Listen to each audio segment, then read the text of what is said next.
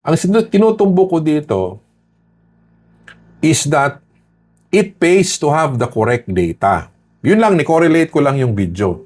Pero ang topic ko dito, okay, sa action number 9 is, be it admitting, records, or the claims office, you need to be trained as one.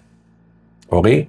Kasi po, tulad ng mga doktor, tulad sa clinical, tulad ng CF4, ang payment naman is based lang kung anong sinulat ninyo. It has got nothing to do kung anong specialty mo. Okay? Now, dito ngayon tayo sa action number 9, the non-clinical part. The 3 departments admitting, they verify eligibility, medical records, ensure the charts are complete. Yung claims and billers, they cross-check the documents. You need to train these offices as one. Isa dapat yung mindset nila.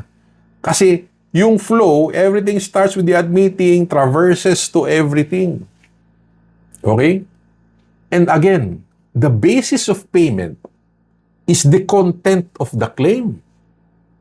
It's not yung clinical outcome, it's not basta kung yung sinulat mo ay tama. Okay? And the link should be strong. So, here's the thing. The pipeline that determines your 700 million outcome for hospitals na level 1 or level infirmary, kung 100 million yung target nyo, it's still the same. Kung 200 million ang target nyo, it's the same. You need to train the admitting, medical records, billing, and claims. The mindset is one. Accuracy on the information that they need to put doon sa papel na pinapadala ninyo.